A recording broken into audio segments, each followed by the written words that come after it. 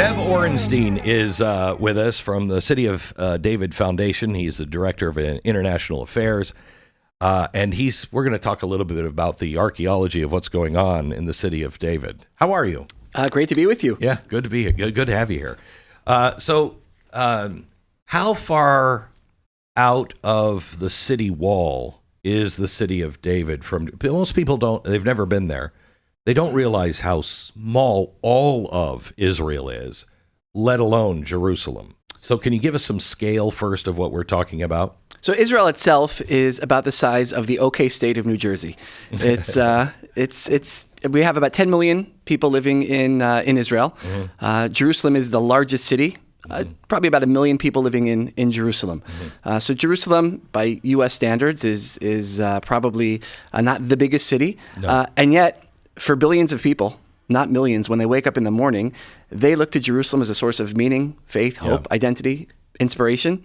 I can tell you when my wife, I've said this a million times, and I don't know if people can even begin to understand this. My wife and I went the first time. We went to the Temple Mount, and you could almost feel it. Yeah. And then we were all the way up at the border of Syria, past the Sea of Galilee. And I looked at my wife and I said, it's like it's pulsing. I said, can you feel the Temple Mount even here? There's a reason. It honestly is like the pole goes right through the Temple Mount, and the world actually revolves around that. 100%. It's wild to feel it. Now, if you ask the average Jewish person, Christian person, close your eyes and imagine biblical Jerusalem. Tell me what you see.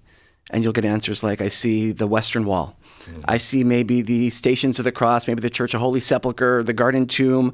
I see the Old City of Jerusalem, and all wonderful, good places. Except none of them, at least when we're talking about the original Hebrew Bible, none of those places are in the Bible. When you think of the places where the kings of the Bible ruled and the prophets of the Bible preached, you're talking about the City of David. The City of David is today located just outside the walls of the Old City. Now, most people think the walls of the Old City, those iconic walls, they must be thousands of years old. They're only about 500 years old. Now, only... Wait, the ancient walls around Jerusalem? That's right. 500 Built years? by Siloam during the Ottoman period. And no idea. Right? Wow. Now, most people will say 2,000, 3,000 years old. Now, the walls of the Temple Mount, the Western Wall itself, the Southern Wall, the Southern Steps, all that's 2,000 years old, going back to the time of Jesus. But the wall around the Old City of Jerusalem is only 500 years old. Now, if you're sitting here in America, you're like, wow, 500 years is a long time ago. Yeah. Jerusalem, which is 4,000 years old, 500 years ago is like last week. We don't get overly excited by anything 500 years old. Right. So what happened? We lost Jerusalem. Everyone thought it was the Old City until about 150 years ago, 1867, Queen Victoria of England, she wants to discover the treasures of the Bible. Like the Ark of the Covenant, she sends a man by the name of Captain Charles Warren to the Holy Land to find those treasures. He comes to Jerusalem. He wants to excavate the Temple Mount, where the Temple of Solomon stood, the biblical Mount Moriah. Except in 1867, the Ottomans, the Muslims are there. And they say, Charles, we're sure you're a great guy.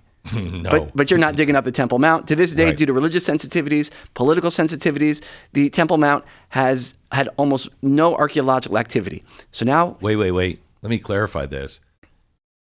They have, Muslims, if I'm not mistaken, have been digging. That's not archaeology. They've been digging it and putting it into dump trucks and dumping they've been destroying. It. Right. But meaning in terms of archaeology, with the goal of uncovering the heritage and history of Jerusalem, uncovering the biblical heritage of Jerusalem, that hasn't taken place. Right. The opposite, what the Islamic Waqf, the religious trust on the Temple Mount, what they've done is the opposite of archaeology, with the goal of not uncovering and celebrating the heritage of Jerusalem, but actually destroying it. And there's actual archaeologists that sift through of the stuff. To this day, right? You have archaeologists and volunteers who are able to go and sift through the hundreds and hundreds of truckloads of earth that were removed from the Temple Mount by the Islamic Religious Trust in the late 1990s, dumped in garbage dumps. And when you're sifting through this earth, you will find next to 2,000-year-old coins, potato chip wrappers, Coke cans.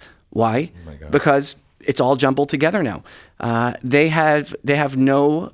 what did they do? I mean, we have no idea what... So the pretense was they wanted to build an emergency exit on the Temple Mount. There is a very large subterranean mosque known as the Marwani Mosque beneath the Temple Mount, beneath the area known as Solomon's Stables, one of the most beautiful parts of... Underneath that, the southern end of the Temple Mount. Wow. They hollowed it out, and they built this subterranean mosque.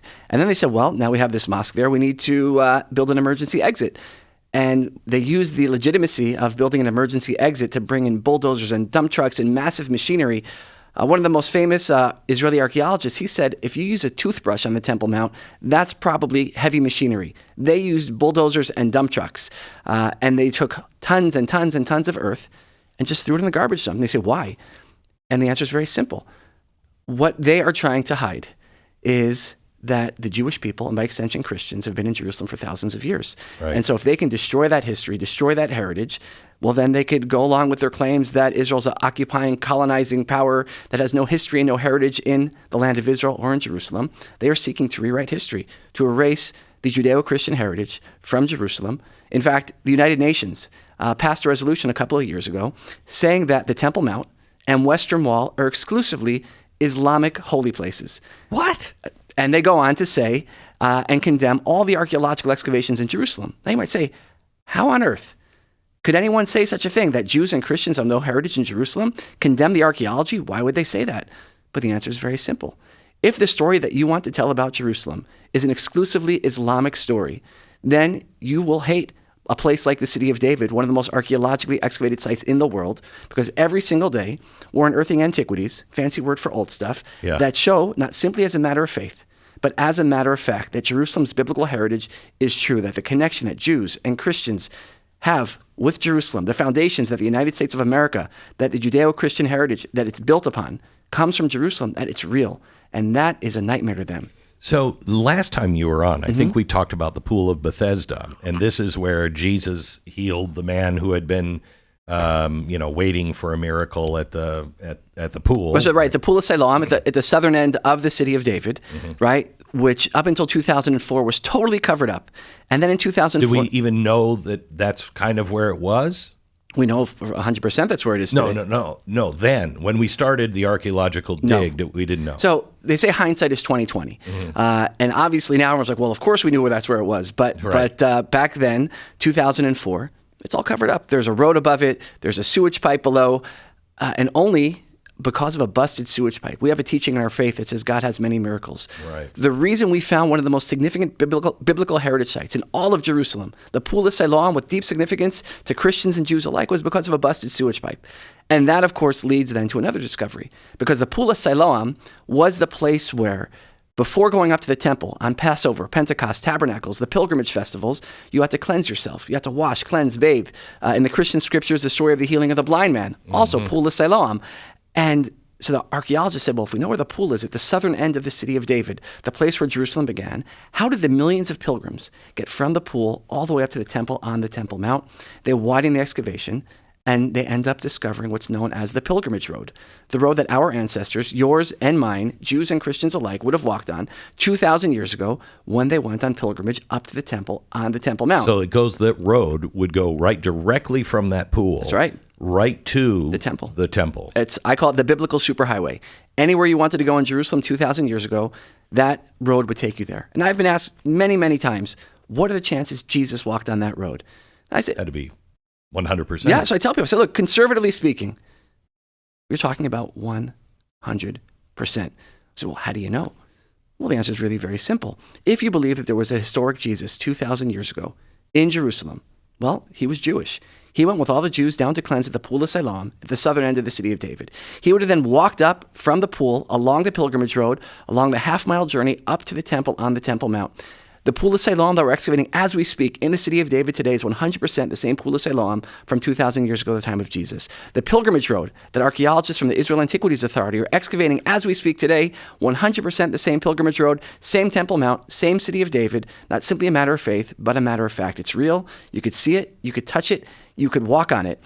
It is the most significant half mile on the planet. There is no half mile. That means more to more people anywhere in the world than the City of David. So when it comes to the temple, does it come to Solomon's Stairs? And it's got to be below. I mean, you excavated. Yeah. How deep down did you have to dig to find the road? So the pilgrimage road itself runs up the length of the city of David, it comes out at the southwestern corner of the Temple Mount. So now what happens is it then splits off. When it gets to the southwestern corner, there's one branch that goes off to the east, which comes out by the southern steps. Again, another site with deep significance for Jews and Christians alike. And then the other part, when it gets to the southwest corner, keeps going north along the western wall. And that became the main thoroughfare. In fact, when a person stands at the southwest corner of the Temple Mount, you could see the remnants of a massive staircase that would have taken the pilgrims up into the temple. It's still there. You could see the remnants of that staircase. So this was the main thoroughfare where everyone is gathering. Now, today, the pilgrimage road, or the vast majority of it, is about 60 feet underground. Now, if this was the United States, what would happen? If you go to Gettysburg today, how many people are buried on the battlefield? How many people live today on the battlefield of Gettysburg? Nobody, right? It's one of the most significant American heritage sites. So in Jerusalem, you would say, well, City of David, it's significant not just for millions, but billions of people around the world. What should we do? 2 words, eminent domain. Except in this part of Jerusalem, we don't do that.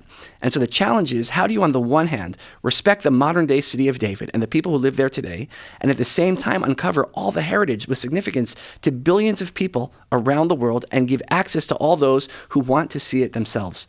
And the answer is with a lot of sensitivity. That's why the City of David, it's only 11 acres in size. We've only excavated 1/3 of the site to date over the last 150 years. Wait. So it's mainly with buildings and roads and everything above it? Above it, right? Holy cow. And so you're literally trying to have the best of both worlds. Respect the modern, uncover the ancient. And that's why so much of the work has to be done with the utmost sensitivity and at the highest of standards, because you can't afford any mistakes. You can't afford for some. You're not getting Elon Musk with his boring machine. No, everything has to be. You're talking about small tools, lots of engineering to support everything that's up above. But I had the privilege of hosting members of the Navy SEALs along the Pilgrimage Road. And they were based out of Coronado on the West Coast. And they said, well, how does all this get covered up? So I said, well, it's really simple. You have one time period. Someone comes in and conquers it. They build on top of it. Another one conquers them, builds on top of that. Throw some earthquakes in there, and you kind of get all these layers. And I said, well, just to bring it closer to home, I said, well, you guys are out there in California. I said, if you dug down beneath your homes, you'd probably find that once upon a time there were some Native Americans living there. If you kept digging, you might find that once upon a time there were some Republicans living there. I doubt that. I don't think you'll ever find that evidence. It's Seattle. Seattle has a Seattle Underground. Right? Yeah. So they just built on top of it. So in ancient times, it was under the sky. But today, we have to take into account that there is a modern day neighborhood. And so the neighborhood is preserved, but we are uncovering that heritage.